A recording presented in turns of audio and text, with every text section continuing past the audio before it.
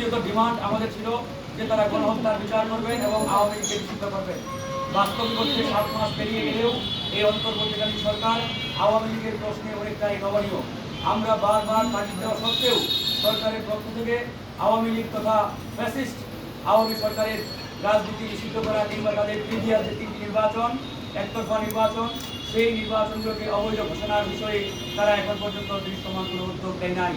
এই জায়গায় আজকে জনগণের মধ্যে প্রশ্নের উদ্বেগ হয়েছে যে এই সরকার তলে তলে আওয়ামী লীগকে পুনর্বাসনের ব্যবস্থা করছে কিনা, সেটাও কিন্তু আজকে বড় একটি প্রশ্ন। আরেকটি বিষয় আপনারা ইতিমধ্যেই দেখতে পাচ্ছেন, এই সরকার আজকে সংস্কারের কথা বলছে।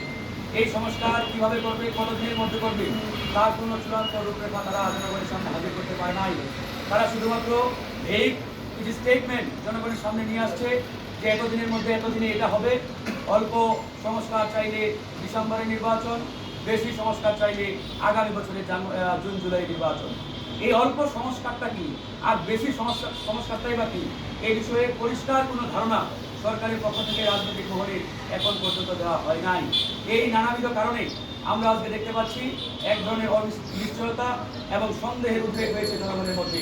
এই সন্দেহ সংশয় নিয়ে বিপ্লব পরবর্তী এই দ্বিতীয় স্বাধীন সার্বভৌম বাংলাদেশ চলতে পারে না। সেই জায়গা থেকে আমি গণ অধিকার পরিষদের পক্ষ থেকে আজকের আমাদের লিখিত বক্তব্য পাঠ করছি আপনাদের সামনে। প্রিয় দেশবাসী, 2024 সালের গণ অভ্যুত্থানের মধ্য দিয়ে আমরা নতুন বাংলাদেশের স্বপ্ন দেখছি। অন্তর্বর্তীকালীন সরকার ও এই গণ অভ্যুত্থানের যে অর্জন, আমরা শুরু থেকে এই সরকারকে একতরফাভাবে সমর্থন দিয়ে এসেছি। যদিও বর্তমান এই সরকারের একমাত্র স্টেক অর্থাৎ ছাত্র প্রতিনিধি যারা, তারা বলে আসছে এই সরকার একটি ইনক্লুসিভ সরকার, এটি পুরোপুরি একটি মিথ্যাচার। কারণ এই সরকার কোনোভাবেই কোনো ইনক্লুসিভ সরকার নয়। আজকে যদি আমরা প্রশ্ন করি, এই বিপ্লবে গণ অধিকার পরিষদ, বিএনপি, জামাত সহ বিরোধী সকল রাজনৈতিক দল সোচ্চার ভূমিকায় ছিল এবং অগ্রভাগে তারা নেতৃত্ব দিয়েছে। কিন্তু আজকে এই সরকারের দিকে তাকালে বা এই সরকারকে প্রশ্ন করলে যে এখানে গণ অধিকারের প্রতিনিধি কোথায়, জামাত ইসলামের প্রতিনিধি কোথায়, বিএনপির প্রতিনিধি কোথায়, তারা উত্তর দিতে পারবে না। কিন্তু শুধুমাত্র একটা দলের প্রতিনিধি এখানে রয়েছে, যারা তৎকালীন বৈষম্য বিরোধী ছাত্র আন্দোলন এবং জাতীয় নাগরিক কমিটির ব্যানারে বর্তমান জাতীয় নাগরিক পার্টি, তাদের 3 জন প্রতিনিধি এই সরকারে অন্তর্ভুক্ত ছিল। সুতরাং যে সরকারে শুধুমাত্র একটা লেয়ার থেকে প্রতিনিধিত্ব থাকে, সেই সরকারকে কখনোই ইনক্লুসিভ সরকার বলা যায় না। তারপরেও দেশ ও জাতিকে নতুন করে বিনির্মাণের জন্য আমরা এই ডক্টর মোহাম্মদ ইউনূসের সরকারকে সমর্থন দিয়ে আসছি। কিন্তু সরকার সবার সাথে ইনসাফ কায়েম না করে বরং গণ অভ্যুত্থানের একটি গোষ্ঠী ও পক্ষে সরকার হতে বেশি স্বাচ্ছন্দ্য বোধ করেছে। যেহেতু অন্তর্বর্তীকালীন সরকারের 3 জন ছাত্র উপদেষ্টা, জনাব নাহিদ ইসলাম, জনাব আসিফ মাহমুদ চৌধুরী, জনাব মাহফুজ আলম, এবং তাদের 3 জনের মধ্যে একজন অর্থাৎ জনাব নাহিদ ইসলাম ইতিমধ্যে পদত্যাগ করে একটি রাজনৈতিক দলের দায়িত্ব নিয়েছেন।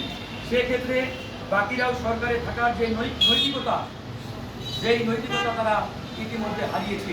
আপনারা খেয়াল করবেন, যখন এই সরকার গঠিত হয় 8ই আগস্ট, সেদিন তারা বলেছিল যে আমরা ছাত্র প্রতিনিধি হিসাবে 3 জন এই অন্তর্বর্তীকালীন সরকারে অন্তর্ভুক্ত হচ্ছি। আজকে যদি আমরা প্রশ্ন করি, যারা ছাত্র প্রতিনিধি হিসাবে এই অন্তর্বর্তীকালীন সরকারে অন্তর্ভুক্ত হয়েছিলেন, তাদের মধ্যে একজন এই সরকার থেকে পদত্যাগ করা মানে 3 জনই পদত্যাগ করা। সুতরাং ছাত্র প্রতিনিধি হিসাবে এই সরকারে আর কোনো পদ পদবি কিংবা কোনো বস্তুর অ্যাডজাস্ট করার কোনো কথা নয়। সেই জায়গা থেকে তারা যদি দাবি করে যে আমরা এখনো ছাত্র প্রতিনিধি হিসাবে এই সরকারের মধ্যে রয়েছি, এটা স্রেফ জনগণের সাথে মিথ্যাচার এবং প্রতারণা।